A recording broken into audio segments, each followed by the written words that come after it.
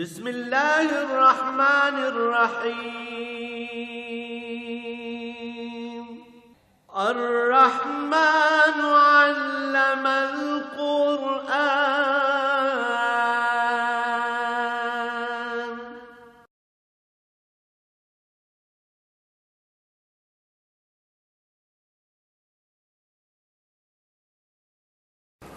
الحمد للہ رب العالمین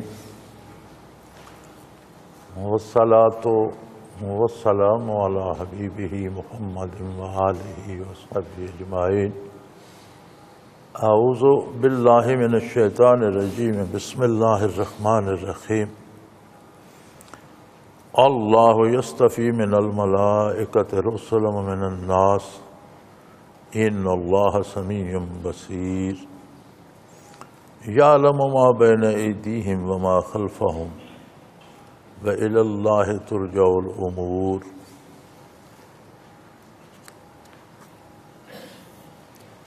یا ایھا الذین آمنوا ارکعوا واسجدوا واعبدوا ربکم وافعلوا الخیر لعلکم تفلحون۔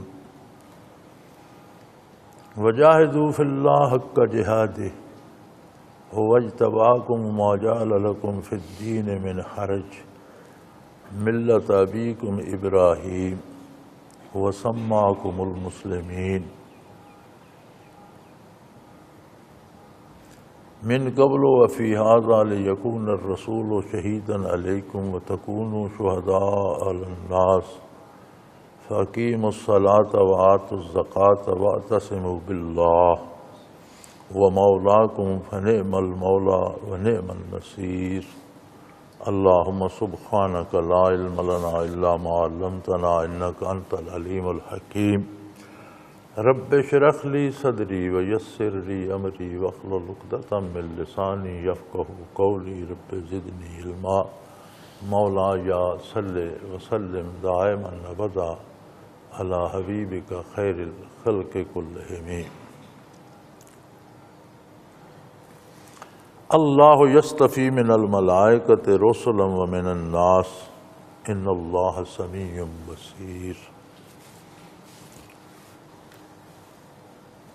کفار کو اکثر و بیشتر جن انبیاء علیہ السلام کا ذکر خیر قرآن کریم میں ملتا ہے وہاں یہ اعتراض بھی ملتا ہے۔ کوئی کہتا تھا یہ ہمارے جیسے آدمی ہیں، ہمارے ساتھ بازاروں میں چلتے پھرتے ہیں، کھاتے پیتے ہیں، پھر یہ کیسے رسول ہو گئے؟ کسی کو اعتراض ہوتا تھا کہ کسی قبیلے کا کوئی سردار ہوتا، کوئی بڑا آدمی ہوتا، کوئی امیر آدمی ہوتا تو یہ کیسے رسول ہو گئے؟ فرمایا یہ اللہ کریم کا اپنا انتخاب ہے۔ اللہ یصطفی من الملائکۃ رسلا، اللہ اپنا پیغام پہنچانے کے لیے فرشتوں میں سے بھی جسے چاہتے ہیں سرفراز فرما دیتے ہیں۔ اس معاملے میں وہ کسی کے مشورے کے یا کسی کی رائے کے محتاج نہیں ہیں۔ جبرائیل امین کو وحی کا امین بنا دیا، کسی فرشتے کو اس پہ کوئی اعتراض نہیں۔ اسی طرح ومن الناس، انسانوں میں سے اولاد آدم میں سے بھی اپنے بندوں کو چن لیتے ہیں اور اپنی مرضی سے اپنا رسول اور نبی مبعوث کرتے ہیں۔ اور نبی اور رسول ہونے کے لیے کیا چاہیے، کیا ضرورت ہے، استعداد کیا ہے، اس بندے میں کیا خوبیاں ہونی چاہیے، کس طرح کا بندہ ہونا چاہیے۔ ان اللہ سمیع بصیر، یقیناً اللہ ہر چیز، ہر بات سننے والے، ہر شے کو دیکھنے والے، ہر بات اللہ کریم جس طرح جانتا ہے مخلوق اس طرح نہیں جان سکتی۔ لوگ اپنی رائے سے منتخب کرنا چاہتے ہیں۔ تمہاری رائے میں ایک آدمی کو تم آج بہت نیک سمجھتے ہو سکتا ہے کل تم اسے نیک نہ سمجھو، تمہاری رائے کا کیا ہے؟ ہو سکتا ہے جسے آج تم نیک سمجھتے ہو حقیقتاً اور واقعی وہ نیک نہ ہو، یہ تمہاری رائے ہے، حقائق سے تو تمہیں کوئی علم نہیں۔ ہو سکتا ہے جس آدمی کو تم آج نیک نہیں سمجھتے عند اللہ وہ کتنا نیک ہو، دراصل اس میں کتنی خوبیاں ہوں۔ تو انسانوں کی پسند و ناپسند تو اپنی خوشی ناخوشی پر ہوتی ہے، جس سے خوش ہوتے ہیں اسے بہت پسند کرتے ہیں، جس سے ناخوش ہوتے ہیں اسے پسند نہیں کرتے۔ یہ تو کوئی معیار نہیں ہے۔ تو اللہ کا معیار حقائق پر مبنی ہے۔ اللہ اپنے ان منتخب اور برگزیدہ بندوں کو نبی بناتا ہے جسے ازل سے اس نے منتخب کر لیا ہے۔ نبی پیدا ہی نبی ہوتا ہے، مبعوث بعد میں ہو، لیکن نبی ازل میں بھی نبی تھے۔ انبیاء علیہ السلام سے حضور کی اطاعت کا جو عہد لیا گیا وہ تو ازل میں لیا گیا۔ تمام نبیوں سے آپ کے اتباع کا اور آپ کی اطاعت کا اور آپ کی عظمت کا وعدہ لیا گیا تو ازل میں لیا گیا۔ تو نبی ازل سے نبی ہیں، دنیا میں مبعوث ہوتے ہیں، برزخ میں نبی ہیں، قیامت میں نبی نبی ہوگا، اس کی اپنی عظمت ہوگی، جنت میں انبیاء ہوں گے، ان کی اپنی عظمت ہوگی۔ تو اس میں فرمایا کسی کے مشورے کی یا کسی کی رائے کی یا کسی کے انتخاب کی ضرورت نہیں ہے، یہ اللہ کریم کے فیصلے۔ اللہ یصطفی من الملائکۃ رسلا، فرشتوں میں سے بھی اس نے جسے چاہا چن لیا۔ کوئی فرشتہ دم نہیں مار سکتا کہ اسے کیوں اللہ نے اپنا قاصد بنایا یا وہی لے جانے والا بنایا۔ وَمِنَ النَّاسِ، ایسے ہی انسانوں میں سے بھی وہ خود منتخب فرما لیتا ہے، بلکہ نبی پیدا ہی نبی ہوتا ہے۔ اللہ تخلیقی طور پر اسے وہ استعداد عطا فرماتا ہے، اس میں وہ چیز رکھ دیتا ہے جو نبوت کے لیے ضروری ہے۔ اِنَّ اللَّهَ سَمِيعٌ بَصِيرٌ، یقیناً اللہ سب کچھ دیکھتے سنتے ہیں، ہر بات سے آگاہ۔ انسان کیا مشورہ دے گا؟ انسان تو اپنے آپ سے آگاہ نہیں۔ انسان کو تو یہ بھی علم نہیں ہے کہ یہ چیز میں بڑی لذیذ سمجھ کے کھا رہا ہوں، اس سے میں بیمار ہو جاؤں گا۔ بڑی نفع مند سمجھ کر، بڑی مزیدار سمجھ کر کھاتا ہے، بیمار ہو جاتا ہے۔ تو اپنے بارے، اپنی ذات کے بارے نہیں جانتا۔ ذرا سی تکلیف ہو جائے تو ڈاکٹر یا حکیم کے پاس جاتا ہے کہ جی مجھے کیا ہے۔ بھئی ہے تو میں اس سے کیوں پوچھنے گئے ہو، یا اس کی دوائی کیا کھاؤں؟ تو جب تم اپنے بارے بھی خبر نہیں رکھتے تو تم کون سے مشورے دیتے ہو کہ فلاں نبی ہونا چاہیے یا فلاں کو نبی نہیں ہونا چاہیے؟ اس میں تمہاری دم مارنے کی گنجائش نہیں ہے۔ اور پھر اللہ کریم کا علم ایسا ہے کہ اس کا علم حضوری ہے، جو گزر چکا وہ بھی اس کے سامنے حاضر ہے، جو آئندہ ہونا ہے وہ بھی اس کے روبرو حاضر ہے۔ اللہ کا علم حضوری ہے، اس میں ماضی اور مستقبل نہیں ہے۔ اللہ کا علم حضوری ہے، ہر چیز جو ازل سے آج تک ہو چکی، جو آج سے ابد تک ہوگی، ہر چیز اس کی بارگاہ میں حاضر ہے، اس کا علم حضوری ہے۔ یعلم ما بین ایدیہم وما خلفہم، جو کچھ ان کے آگے گزر چکا اس کی حقیقتوں سے لوگوں میں کون واقف ہے؟ اگر ہمیں تاریخی طور پر خبر بھی ملتی ہے تو ایک سرسری سی خبر ملتی ہے کہ فلاں نام کا ایک بادشاہ تھا، اس کے وزیر تھے یا رعیت اس کے عہد میں بڑی خوش تھی۔ تو کیا ہم رعیت کے ایک ایک فرد اور اس کی کیفیت کو جانتے ہیں؟ یہ بھی کسی کی رائے ہے، رعیت خوش تھی یا نہ تھی، یہ تو مورخ کی رائے ہے، حقیقت تو نہیں ہے۔ وہ بادشاہ کون تھا، کیسا تھا، لیکن اللہ تو وہ ہے جس نے اس کا ایک ایک باڈی سیل جوڑ کر بنایا، ایک ایک چیز کی استعداد اس میں رکھی، اس کے سارے کردار سے واقف اور اس کی ساری خوبیوں اور ساری کمزوریوں سے واقف ہے۔ یعلم ما بین ایدیہم، جو گزر چکا، جو آگے تھا، اللہ اسے بھی جانتا ہے۔ وما خلفہم، جو پیچھے ہے،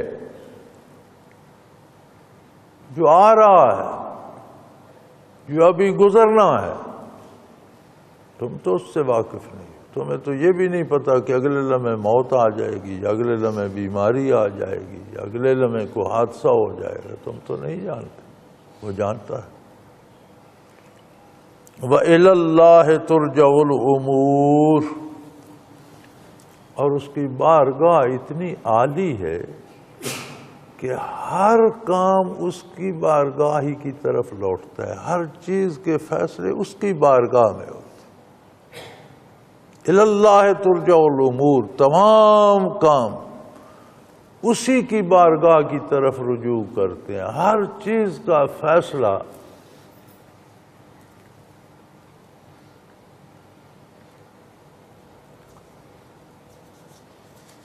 بے شمار چھوٹے چھوٹے سیل ہیں انسانی وجود. کون سا سیل کمزور کرنا ہے، کون طاقتور ہونا ہے، کون سا سیل مرے گا، کون سا جیے گا، کسے کیا کرنا ہے، یہ سارے کام محض اس کی اجازت اور اس کے حکم اور اس کی عطا سے ہوتے. کوئی چھوٹے سے چھوٹا کام ہو یا بڑے سے بڑا کام، تمام امور اس کی بارگاہ کی طرف رجوع کرتے.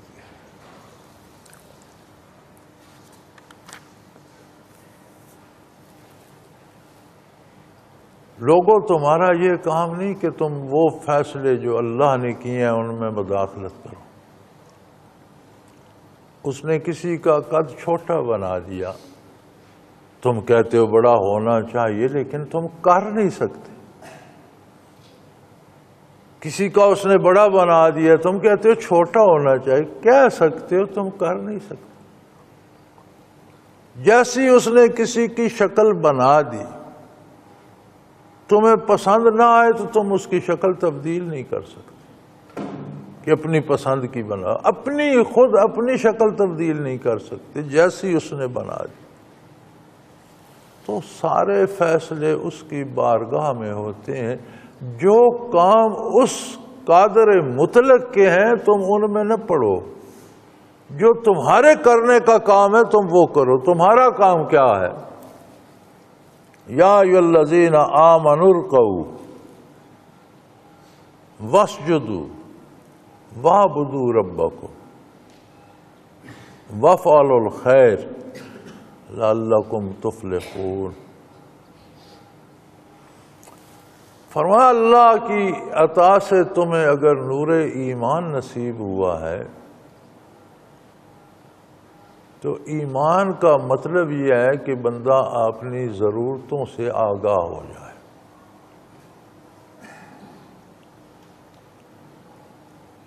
جسے اپنی ضرورتوں کا احساس نہ ہو اسے ہم کہتے ہیں یہ پاگل ہے. کپڑے پھاڑ دے، اسے احساس نہ ہو کہ مجھے لباس پہننا ہے. ڈھیر پہ گندگی پہ لیٹ رہا ہو، مٹی میں لتڑا ہوا ہو، صفائی کا خیال نہ ہو، تو ہم کہتے ہیں یہ پاگل ہے. یعنی پاگل وہ ہوتا ہے جسے اپنی ضرورت کا احساس نہیں ہوتا. تو فرمایا تمہاری بنیادی ضرورت صرف لباس پہننا، کھانا کھانا، زندگی گزار کر مر جانا نہیں ہے. تمہاری یہ زندگی جو چھوٹی سی زندگی تمہیں تھوڑی سی دی گئی ہے،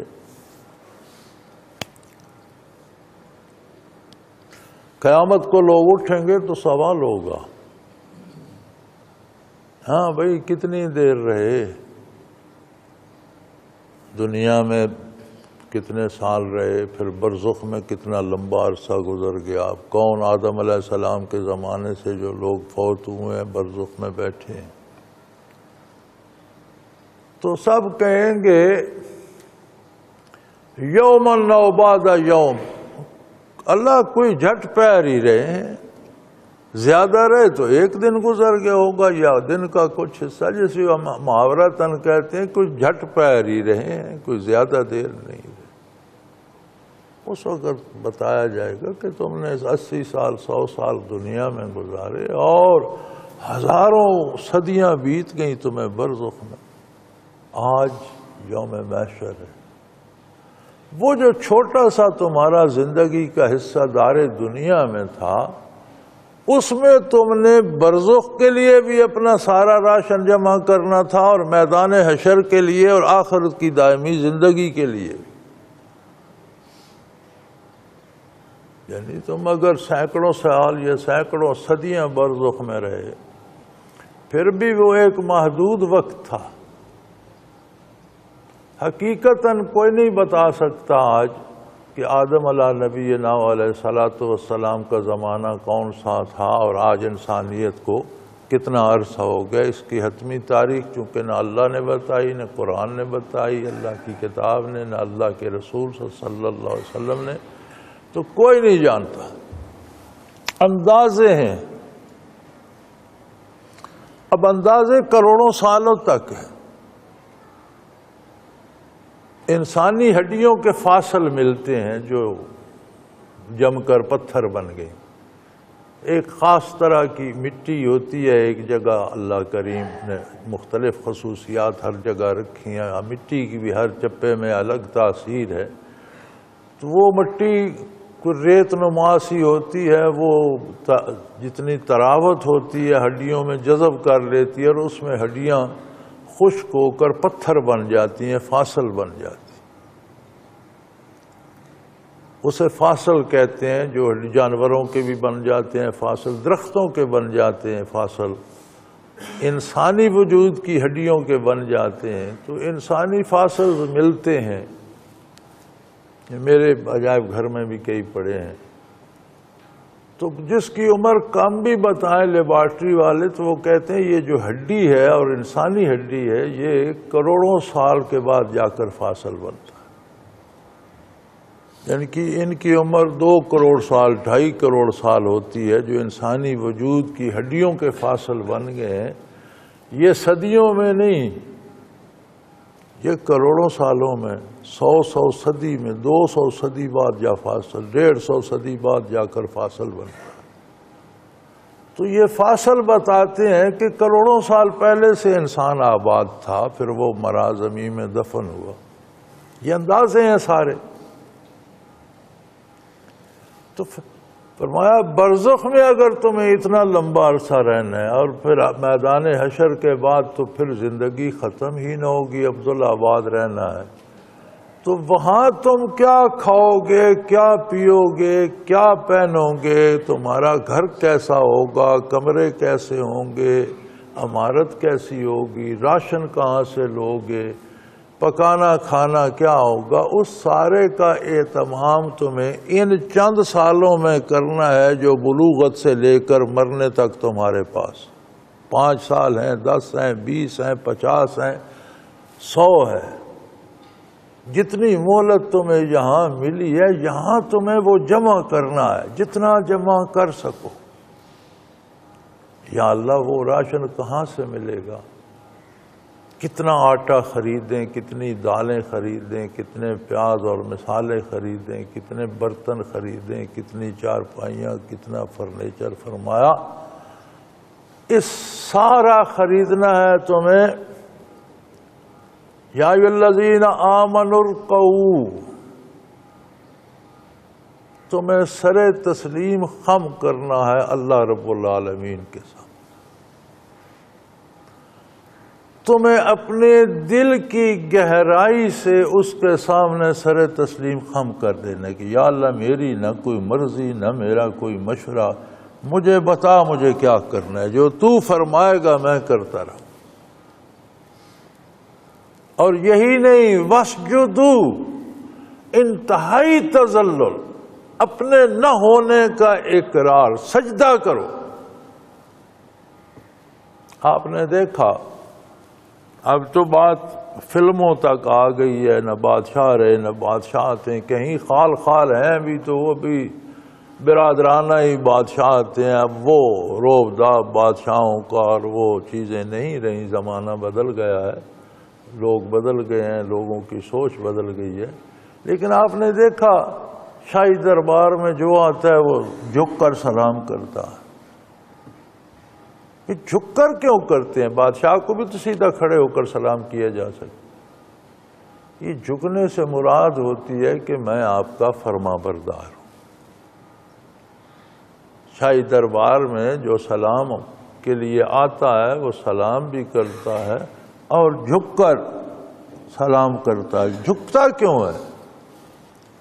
یہ اس بات کی دلیل ہوتی ہے کہ میں آپ کا اطاعت گزار ہوں، میں آپ کا فرما بردار ہوں، آپ کی بادشاہت کو تسلیم کرتا ہوں۔ تو اپنا اختیار تو اس وقت ختم ہو گیا جب آپ جھکے، جب آپ نے رکوع کیا، اختیار تو ختم ہو گیا۔ بھائی میری کوئی مرضی نہیں یا اللہ، میری کوئی رائے نہیں۔ جس چیز کو تو کھانے کی اجازت دے گا اسے کھاؤں گا، جس سے تو روک دے گا اس سے رک جاؤں گا۔ جس طرح تو کمانے کی اجازت دے گا اس طرح کماؤں گا، جس طرح سے تو روک دے گا اس سے رک جاؤں گا۔ جس طرح تو لباس پہننے کی اجازت دے گا وہ پہنوں گا، جس سے تو روک دے گا رک جاؤں گا۔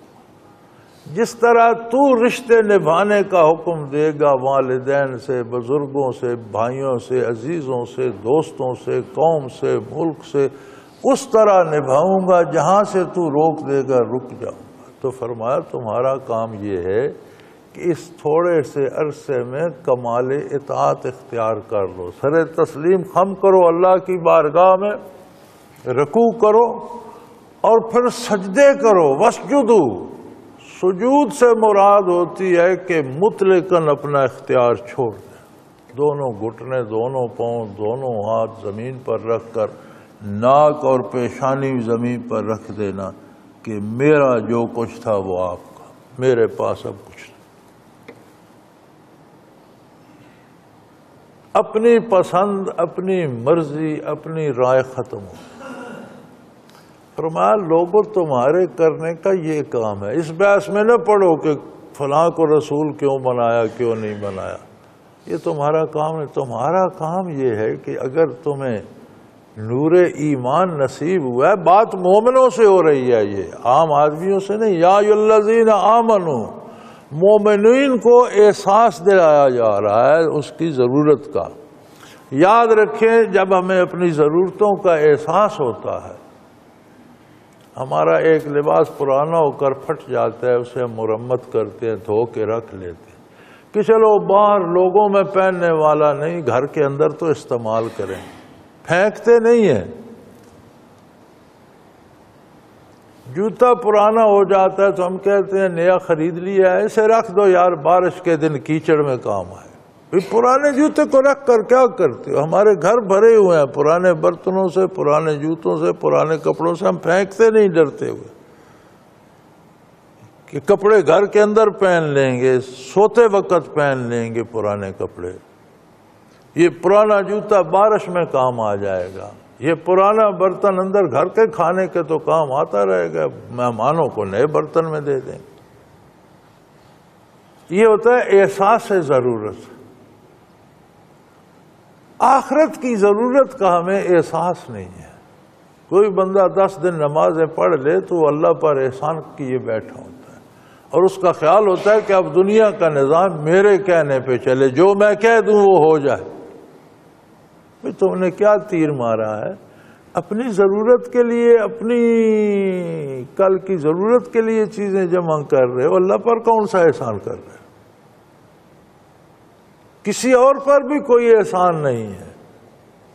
کیا ضرورت ہے کسی کو تمہارے ہاتھ چومے، تمہارے گھٹنوں کو ہاتھ لگائے، تمہارے سامنے جھک کر کھڑا ہو، تمہیں پیر صاحب، یہ تمہیں بزرگ سمجھے؟ کیا ضرورت ہے؟ کیا کیا اس کا تم نے؟ عبادت کرتے ہو تو اپنی دائمی زندگی کے لیے چیزیں جمع کر رہے ہو، اپنے آرام کا سامان کر رہے ہو، یہ تمہاری ضرورت ہے۔ تمہیں احساس ضرورت ہوتا ہے تو تم پرانا کپڑا نہیں پھینکتے، اور احساس ضرورت نہیں ہوتا تو نمازیں چھوڑ دیتے۔ تمہیں یہ خیال ہی نہیں کہ یہ تمہاری ضرورت ہے۔ تم تو اگر پڑھتے ہو تو اللہ پہ احسان کیے بیٹھے ہوتے ہو، لوگوں پہ احسان کیے بیٹھے ہوتے ہو، مجھے بزرگ مانو، مجھے حضرت صاحب مانو۔ تو کیا ضرورت ہے؟ تم نے کیا کیا کسی کا؟ کسی نے شب و روز عبادت کی تو اس نے شب و روز اپنے لیے نعمتیں جمع کی۔ کسی نے سارا سال روزہ رکھا تو سارا سال اپنے لیے نعمتیں جمع کرتا رہا، کسی اور پر تو اس کا کوئی احسان نہیں۔ تو یہ احساس ضرورت دلا رہا ہے قرآن کریم۔ فرمایا یا ایھا الذین آمنوا، وہ لوگوں جنہیں نور ایمان نصیب ہو گیا، تم کتنے خوش نصیب ہو۔ اللہ و اللہ کے حبیب صلی اللہ علیہ وسلم کو، اللہ کو اور انبیاء کو الگ کر دو تو دنیا میں کوئی آخرت کی خبر دینے والا ہے ہی نہیں۔ اگر کوئی کچھ کہتا بھی ہے تو وہ جھوٹ بولتا ہے، سچی بات کوئی نہیں بتاتا۔ لوگ تھک کر، مذاہب نے تھک کر اواگون کا فلسفہ اپنا لیا، آخرت سے بے خبر ہے۔ نے کہا پھر جی نہیں، اگر گناہگار ہو تو اس کی روح گدھے میں، کتے میں ڈال دی جاتی ہے، اور پھر اپنے گناہگار ہونے کا اتنا یقین ہے۔ جب یہاں ہمارے ساتھ ہوتے تھے ہندو بھی اور سکھ بھی اور سارا متحدہ ہندوستان تھا، ہم عجیب بات دیکھنے میں آتی تھی۔ ہمارے استاد ہندو استادوں سے پڑھتے رہے ہیں، سکھ ہندو لڑکے ہمارے کلاس فیلو تھے، ہم پڑھتے رہے ہیں پاکستان بننے سے پہلے۔ تو جو ان کا جہاں وہ کھانا پکاتے تھے، چولہا وغیرہ ہوتا تھا، اسے چوکا کہتے تھے۔ ہندوؤں کے، سکھوں کے کھانے کا کوئی طریقہ نہیں ہوتا تھا کہ ایک جگہ بیٹھ کر کھائیں، ہر آدمی کا اپنا ایک تھال الگ ہوتا تھا۔ ہر گھر کے 10 فرد ہیں تو 10 تھال ہوں گے، اپنا اپنا کھانا اپنے اپنے تھال میں چنیں گے، کوئی وہاں بیٹھا ہے، کوئی وہاں بیٹھا ہے، کوئی وہاں بیٹھا ہے، الگ الگ کھاتے تھے۔ ایک تھال، ایک برتن کو چھوڑو، ایک مجمع میں بھی نہیں کھاتے تھے، الگ الگ کھاتے۔ لیکن وہ جہاں وہ چولہا اور پکتا تھا اسے چوکا کہتے تھے، اور چوکے پر کسی مسلمان کو تو قدم نہیں رکھنے دیتے تھے۔ غلطی سے، چونکہ مسلمانوں کا بھی آنا جانا ہوتا تھا، ہندوؤں کا مسلمانوں کے گھروں میں آنا جانا ہوتا تھا، تو کسی مسلمان کا پاؤں اگر اس پہ جو چوکی کی حد بنی ہے آ جائے تو اسے پھر گائے کے گوبر سے لیپ کر صاف کرتے تھے کہ یہ بھرشٹ ہو گیا، یعنی ناپاک ہو گیا۔ لیکن عجیب بات یہ تھی کہ اس چوکے پر کھانا کھا کے برتن رکھ دیتے تھے، گاؤں کے کتے آ جاتے تھے اور وہ ان میں کھاتے رہتے تھے اور انہیں چاٹ کے صاف کر دیتے تھے۔ جب ہم چھوٹے چھوٹے ہوتے تھے تو ہمیں عجیب لگتا تھا کہ یار بندے کو تو پاؤں نہیں رکھنے دیتے اور کتے کو منع نہیں کرتے، انہیں برتنوں میں کھا رہا ہے۔ تو ہمارے پھر وہ جو ماسٹر وغیرہ یا ہندو بڑے تھے وہ بتاتے تھے کہ بھئی یہ جو روحیں گناہگار ہو کر مرتی ہیں نا، تو پھر انہیں سزا کے لیے جانوروں میں اللہ پیدا ہو سکتے ہیں، ان کتوں میں ہمارے باپ دادا ہی ہوں، تو اس لیے ہم انہیں منع نہیں کرتے یہ کھائیں۔ یعنی دیکھو انسان جب بھٹکتا ہے تو کتنا بھٹکتا ہے۔ تمہیں یہ اعتبار ہے کہ تمہارے باپ دادا نے کتا ہی بن کے آنا ہے، تو اب کردار کا تو پتہ ہے نا، باپ دادا کے بھی تو اپنا بھی۔ تو کیا فائدہ اس زندگی مستعار کا جس میں تم نے یہ حاصل کیا کہ کتے بن گئے؟ تو قیامت کی، آخرت کی، ابدی دنیا کی خبر ہی اللہ نے دی اور اللہ کے رسول نے دی۔ اسلام کے باہر اس کی خبر ہی کسی کو نہیں۔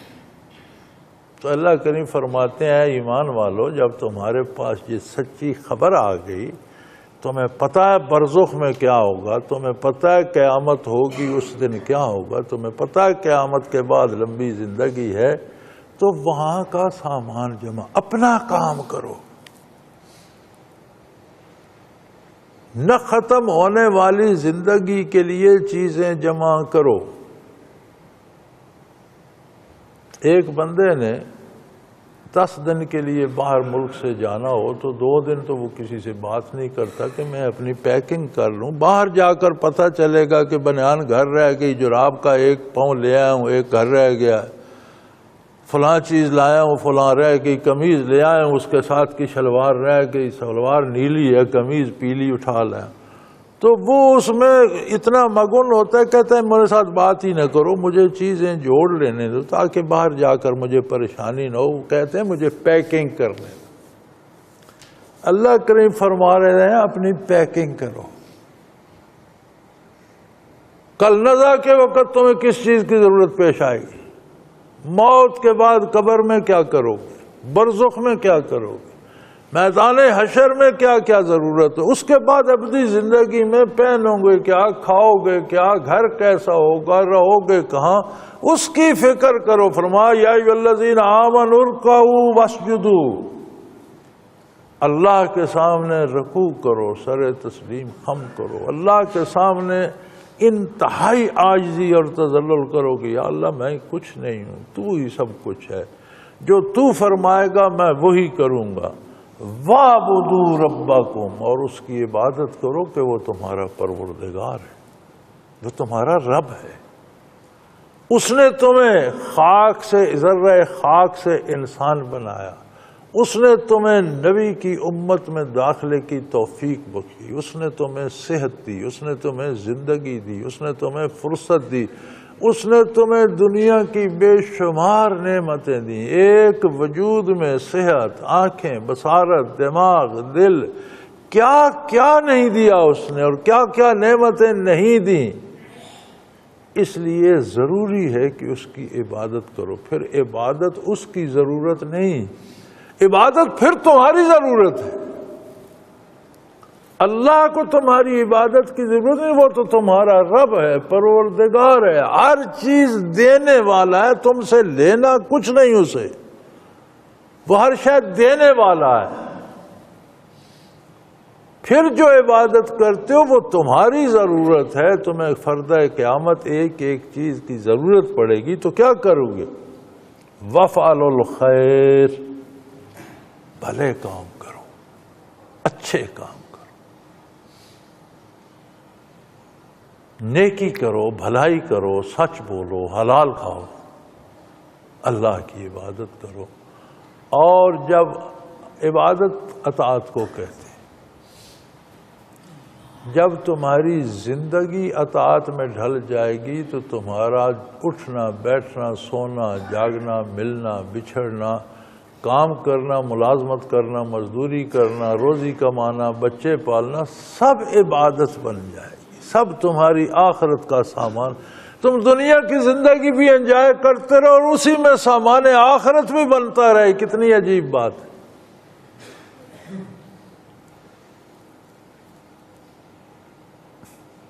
اور اگر تم یہ روش اپنا لو، لعلکم تفلحون، تاکہ تم فلاح پا جاؤ۔ فلاح کا معنی ہم اردو میں کامیابی لکھتے ہیں، یہاں اس ترجمے میں بھی تاکہ تم کامیابی حاصل کرو، لیکن عربی میں فلاح کا مفہوم بہت وسیع ہے۔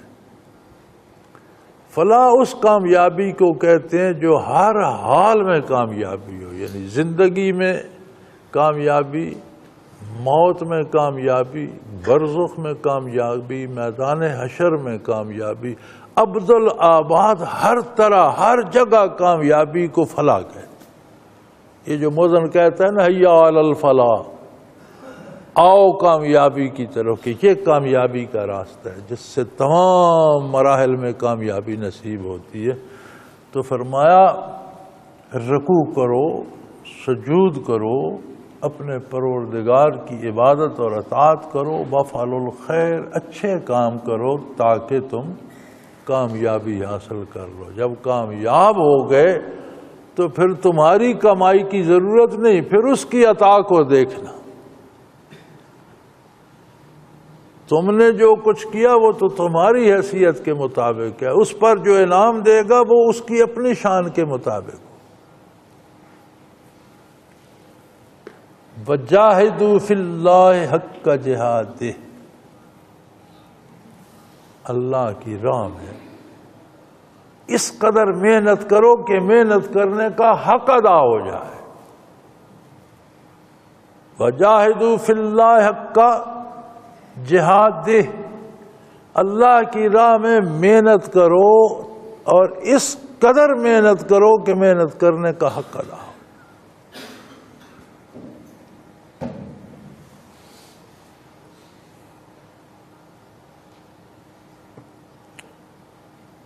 اگر دن میں ایک کتاب دیکھ رہا تھا، اللہ کے ایک بندے نے اپنے مشاہدات اس میں لکھے، صاحب حال بزرگ تھے، صاحب کشف تھے، تو کہتے ہیں میں عموماً قبرستانوں میں درخت ہوتے ہیں. میں سفر میں تھا، پیدل سفر تھا، گزر رہا تھا، قبرستان میں چھاؤں تھی، تو میں نے کہا یہاں تھوڑی دیر سستا لوں.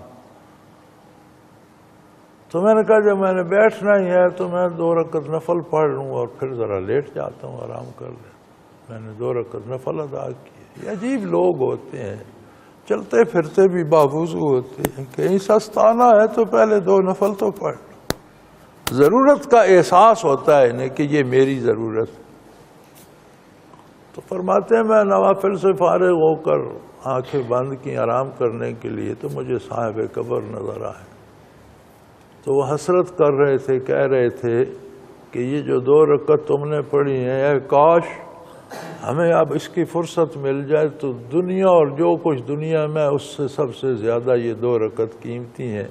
لیکن ہم تو اب یہاں آ چکے ہیں، یہاں آ کر ادراک ہوتا. تو فرمایا یہ اللہ کی راہ میں ایسی محنت کرو کہ اس کا حق ادا. ہم سمجھتے ہیں کہ نماز روزہ عادت بن جائے نا تو پھر ٹھیک ہے. بھائی نماز روزہ عادت نہیں ہے، عبادت. وہ کہتے ہیں جی ہر وقت نماز کا اہتمام کرنا پڑتا ہے، یہ پکتی نہیں، عادت نہیں. عادت بن گئی تو پھر عبادت نہیں رہے گی. عبادت تب تک ہی ہے جب آپ اس کے لیے جد و جہد کر رہے ہیں، کوشش کر رہے ہیں، خود کو بیدار کرتے ہیں، اٹھاتے ہیں صبح خود کو، رات کو اٹھاتے ہیں خود کو، دن کو کام کاج روک کر جا کر نماز ادا کرتے ہیں، اپنی مصروفیات چھوڑ کر. اس کے لیے جو جد و جہد، کوشش، محنت کرنی پڑتی ہے. اور فرمایا اللہ کی راہ میں ایسا جہاد کرو، جاہدوا فی اللہ حق کا، تاکہ محنت کرنے کا حق ادا ہو جائے. ایسی محنت کرو. وَاجْتَبَاكُمْ، تمہارا مسلمان ہونا اس بات کی دلیل ہے کہ اس نے تمہیں باقی مخلوق سے اپنے لیے چن لیا ہے. اس کو تمہاری ضرورت نہیں ہے. تمہیں اپنے قرب سے نواز دیا ہے، تمہیں نور ایمان عطا کر دیا، تمہیں اپنے نبی صلی اللہ علیہ وسلم سے وابستہ کیا. یہ تو اس کے احسانات ہیں تم پر. اس لیے محنت کرو کہ اس نے تمہیں اپنے لیے، اپنی رضا کے لیے چن لیا ہے. وَمَا جَعَلَ عَلَيْكُمْ فِي الدِّينِ مِنْ حَرَجٍ. پھر ایک اور بات ہے، اس نے تم پر دین کے معاملے میں کوئی مشکل نہیں ڈالی. کیسی عجیب بات ہے کہ بندے کی ضرورت ہے کمانا، اس نے فرمایا کماؤ، میں کمانے سے نہیں روکتا، لیکن جائز طریقے سے کماؤ، تمہارا کمانا بھی عبادت ہو. ضرورت ہے کھانا پینا، فرمایا کھاؤ پیو، لیکن حلال اور پاکیزہ. حرام اور ناپاک کے قریب مت جاؤ. نہ حرام کھاؤ نہ ناپاک کھاؤ. تو کیا حلال کھانا زیادہ اچھا ہے یا حرام کھانا؟ انسانی مزاج سے سوال کیا جائے تو اس کو کیا پسند ہے؟ اسے خود حلال پسند ہے. پاک اچھا ہے یا ناپاک؟ ایک مٹکا دودھ کا پڑا ہے، اس میں ایک قطرہ ناپاکی کا ڈال دو تو مٹکے میں قطرہ کیا کرے گا؟ کسی انسان سے کہو پیو تو اسے کراہت آ جائے، کہے گا نہیں اس میں تو ناپاکی ہے، میں نہیں پیتا. فرمایا جو تمہارا انسانی مزاج ہے، اگر انسانی مزاج درست ہو تو انسانی مزاج حلال، پاکیزہ، صاف ستھری چیزوں کو چاہتا ہے. ہم نے اسی کو تمہارا دین بنا دیا. انسانی مزاج صاف ستھرے کردار کو چاہتا ہے، ہم نے وہی تمہارا مذہب بنا دیا. انسانی مزاج نیک صالح اولاد، نیک صالح دوست، نیک صالح مجلس چاہتا ہے، ہم نے وہی تمہارا دین بنا لیا. اللہ نے تو تم پر یہ احسان کیا کہ ما جعل علیکم فی الدین من حرج، دین میں تمہارے لیے کوئی مشکل بات رکھی نہیں. تمہاری جو انسانی ضرورتیں ہیں انہی کو دین بنا دیا، بشرطے کہ تم اللہ کے رسول کے بتائے ہوئے طریقے کے مطابق کرو. تو تمہارا سونا بھی دین ہے، جاگنا بھی دین ہے، بولنا بھی دین ہے، خاموشی بھی دین ہے. سارے کام کرو، شادیاں کرو، گھر بناؤ، بچے پالو، گاڑیاں رکھو، دولت کماؤ، حلال رکھو، دوسروں کا حق چھین کر لیں. اپنے حق سے ہر سہولت حاصل کرو اور اسی پر آخرت کا انعام بھی ملے گا. وہی توشہ آخرت بھی ہے. یعنی زندگی گزارو صالح اچھے طریقے سے اور اسی پر آخرت کی تعمیر بھی ہو جائے، اس سے بڑی آسانی بھی کوئی ہے؟ اور پھر تم ملت ابیکم ابراہیم، اپنے والد ابراہیم کی قوم ہو۔ ابراہیم علیہ السلام نبی امت کا والد ہوتا ہے، ازواج مطہرات ساری امت کی مائیں ہوتی ہیں، اور ابراہیم علیہ السلام دادا ہیں نبی کریم صلی اللہ علیہ وسلم کے، اس واسطے سے ساری امت کے باپ ہیں۔ فرمایا تو تمہارے باپ ابراہیم کی دعائیں تھیں، اس کے تو فعل ہم نے تمہیں ملت ابیکم، تمہارے باپ کا یہ طریقہ تھا ابراہیم علیہ السلام۔ عزیز ترین چیز جب حکم ہوا تو قربان کر دیا، گھر چھوڑ دیا جہاں حکم ہوا وہاں، ساری زندگی قربانیاں دیں اور اللہ کی رضا پہ راضی رہے۔ یہ تمہارے باپ کا ابراہیم کا طریقہ ہے، اور ابراہیم علیہ السلام نے ہی تمہارا نام مسلمان رکھا تھا، اللہ کو وہ قبول ہو گیا۔ وَجَعَلْنَا وَمِنْ ذُرِّيَّتِنَا أُمَّةً مُسْلِمِينَ لَكَ، مجھے اور میری اولاد سے ایسی قوم پیدا فرما کہ ہم بھی، میں بھی، میرا بیٹا بھی، میرا خاندان بھی، ہم تیرے مسلمان ہوں، اور جو بعد میں یہ قوم پیدا ہو وہ بھی مسلمان ہو۔ مسلمان تسلیم کرنے والا، ماننے والا، کہا ماننے والا۔ تو انہوں نے تمہارا نام مسلمان رکھا تھا، اور پھر ہم نے تمہیں وہ رتبہ دیا کہ میدان حشر میں بڑا تماشا بنے گا، امتیں پیش ہوں گی، انبیاء پیش ہوں گے، امتوں نے نافرمانی کی، کوئی غرق ہو گئی، تباہ ہو گئی دنیا میں، کچھ ویسے مر گئیں، کفر پہ مر گئی۔ قیامت کو وہ لوگ کہیں گے کہ یا اللہ ہمارا قصور نہیں ہے، تیرے نبی نے ہمیں بتایا ہی کچھ نہیں، تو نے جسے رسول بنایا تھا اس نے تیرا پیغام ہمیں صحیح نہیں دیا۔ یہ کافر امتیں کہیں گی۔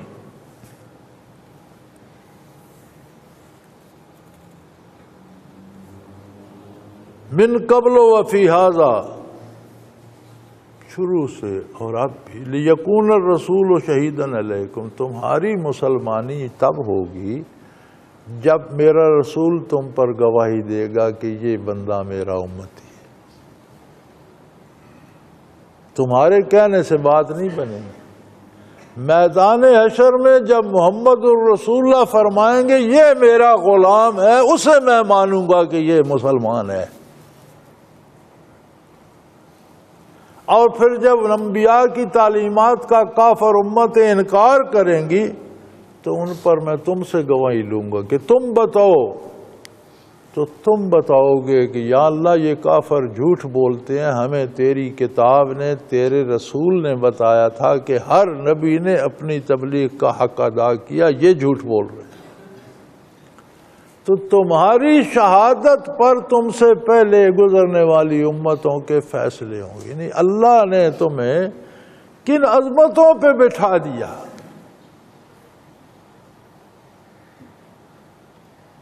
کہ پہلے تم پر کتنے احسان کیے تھے، پھر تم پر کتنا احسان کیا کہ تمہیں محمد الرسول اللہ کا امتی بنایا۔ اس بندے کی کیا بات ہوگی جسے میدان حشر میں اللہ کا رسول اپنا لے اور کہے یہ میرا امتی ہے۔ میدان حشر میں رسول خدا صلی اللہ علیہ وسلم جسے کہیں یہ میرا ہے، اب وہ اور کیا چاہتا ہے؟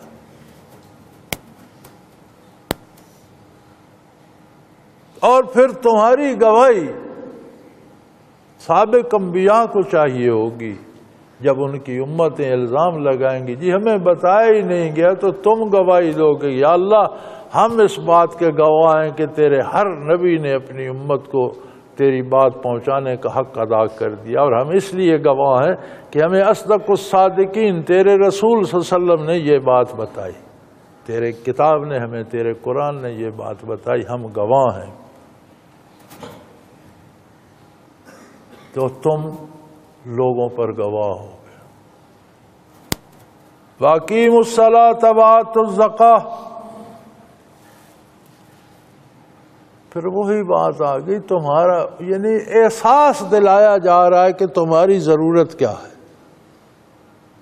اللہ کی عبادت کرو، اللہ کے دیے ہوئے مال میں سے اللہ کی راہ پہ خرچ کرو، زکوٰۃ جو فرض ہے وہ ہر حال میں دو، صدقہ دو، نفلی خرچ کرو، نفلی صدقہ دو، اللہ کی راہ میں خرچ۔ اللہ نے دولت دی ہے تو دوسروں کے کام آؤ، دوسروں کا بھی بھلا کرو۔ اور ایک بات، وَاعْتَصِمُوا بِاللَّهِ، اللہ سے چمٹے رہو، کسی لمحے اللہ سے دور ہونے کا مت سوچنا، اللہ کو بھلانے کا مت سوچنا۔ وَاعْتَصِمُوا بِاللَّهِ، اللہ سے چمٹے رہو۔ حضرت رحمۃ اللہ تعالی علیہ فرمایا کرتے تھے کہ سورہ فاتحہ جو ہے یہ سارے قرآن کا خلاصہ ہے۔ 30 باروں میں جتنی حقائق بیان ہوئی ہے اس سارے کا خلاصہ سورہ فاتحہ میں موجود ہے۔ سورہ فاتحہ کا خلاصہ فرماتے تھے، اس کی پہلی آیت میں موجود ہے بسم اللہ الرحمن الرحیم، سارا خلاصہ اس میں آ جاتا ہے۔ بسم اللہ کا خلاصہ اس کی پہلی بے میں موجود ہے کہ یہ بائے تلبس ہے، یہ جوڑ دیتی ہے ساتھ، اور سارے دین کا اصل یہ ہے کہ اللہ کی ذات سے جڑے رہو، دور نہ ہو۔ فرمایا وَاعْتَصِمُوا بِاللَّهِ، اللہ سے پیوستہ رہو، اللہ سے دور ہونے کا رسول۔ جھوٹ بولوں گا اللہ سے دور ہو جاؤں گا، حرام کھاؤں گا اللہ سے دور ہو جاؤں گا، ناپاک کھاؤں گا اللہ سے دور ہو جاؤں گا، ناپاک پہنوں گا اللہ سے دور ہو جاؤں گا، کسی کا حق ماروں گا اللہ سے۔ یار اگر یہ بات سوچ لی جائے تو کہاں کہاں کام نہیں آتا۔ فرمایا سارا دین یہ ہے کہ ہمہ وقت اور ہر حال اللہ کے ساتھ رہو، ہوا مولاکم، وہی تو تمہارا مالک ہے، وہی تمہارا نگہبان ہے، وہی تمہاری ضرورتوں کو پورا کرنے والا ہے، وہی تمہارا ساتھی ہے، وہی تمہارا دوست ہے، وہی تمہارا خالق ہے، وہی تمہارا پروردگار، ہوا مولاکم، وہی تو تمہارا مالک ہے۔ اور مولا دوست کو بھی کہتے ہیں ولایت سے۔ فرمایا تمہارا حقیقی دوست تو اللہ ہے۔ بھئی دوست کسے کہتے ہو؟ بہتری چاہنے والے کو، نقصان پہنچانے والے کو کوئی دوست کہتا ہے؟ تو تمہاری بہتری چاہنے والا وہی واحد لا شریک ہے جو خود تمہاری بہتری یا خوبی یا خامی سے واقف ہے اور خود اپنی بارگاہ سے عطا کر سکتا ہے، کسی کا محتاج نہیں۔ ہوا مولاکم فنعم المولا، کیا خوبصورت دوست ہے تمہارا۔ یہ جو ہم کہتے ہیں فلاں ولی اللہ، ہم کہتے ہیں اللہ کا دوست ہے، ولایت دوستی کو کہتے ہیں۔ فرمایا ہوا مولاکم، اور وہ سارے مسلمان، یا الذین آمنوا سے کہہ رہا ہے، صرف کسی بڑے تسبیح پڑھنے والے سے یا زیادہ علم رکھنے والے یا مولانا یا پیر صاحب یا کسی نہیں صاحبزادہ صاحب سے نہیں، کہ وہ تمام مسلمانوں سے کہہ رہا ہے ہوا مولاکم، اللہ تمہارا دوست ہے۔ فنعم المولا، کیا خوب دوست ہے تمہارا، جس کی کوئی مثل کوئی مثال نہیں ملتی۔ وَنِعْمَ النَّصِيرُ، اور سب سے بہتر مددگار ہے، ہر حال میں ہر جگہ کام آنے والا، ہر لمحہ تم اس کے مدد کے محتاج ہو، پھر نافرمانی کس منہ سے کرتے ہو۔ وآخر دعوانا ان الحمد للہ رب العالمین۔ اللہ اللہ اللہ اللہ اللہ اللہ اللہ اللہ۔ حضرت امیر محمد اکرم آوان مد ذلہ العالی دارالعرفان منارہ ضلع چکوال میں سالہ سال سے قرآن و حدیث کے اوپر خطابات کر رہے ہیں۔ اور سلسلہ نقشبندیہ اویسیہ کے مطابق لوگوں کو ذکر الہی کی تربیت دے رہے ہیں۔ وہ قرآن پاک کی تفسیر ترتیب وار بیان کر رہے ہیں۔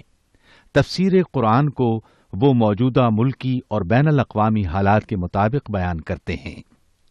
موٹر وے سے کلر کہار کے انٹرچینج سے نکلتے ہوئے، کلر کہار کی جھیل سے ہوتے ہوئے، میانی، بوچھال اور نور پور سے گزرتے ہوئے دارالعرفان منارہ پہنچ سکتے ہیں۔ حضرت امیر محمد اکرم آوان نے بچیوں اور بچوں کی دینی اور دنیاوی تعلیم کے لیے سقارہ اکیڈمی کے نام سے ایک درسگاہ بھی قائم کی ہے، جس کا افتتاح ملک پاکستان کے صدر جنرل محمد ضیاء الحق نے اپنے دست مبارک سے کیا تھا۔ وہ تمام احباب جو اسلام کی طلب رکھتے ہیں، ان سے گزارش ہے کہ دارالعرفان منارہ ضلع چکوال میں امیر محمد اکرم آوان صاحب کے خطابات سے مستفید ہوں۔ وہ ہر جمعے کو نماز سے پہلے بیان فرماتے ہیں۔ ہر ماہ کی پہلی اتوار کو ماہانہ اجتماع ہوتا ہے، جس میں آپ خصوصی خطاب فرماتے ہیں، اور پاکستان کے چاروں صوبوں سے احباب اس اجتماع میں شرکت کرتے ہیں۔ اس کے علاوہ یہاں سال میں 2 مرکزی اجتماعات بھی ہوتے ہیں، ایک رمضان المبارک میں اعتکاف کا اجتماع اور دوسرا جولائی اور اگست میں 40 دن کا اجتماع ہوتا ہے، جس میں روحانی تربیت کی جاتی ہے۔ اپنا خون سیماب دے کر اتنا ہم کر جائیں گے، نام آقا کا چمن میں پھر رقم کر جائیں گے۔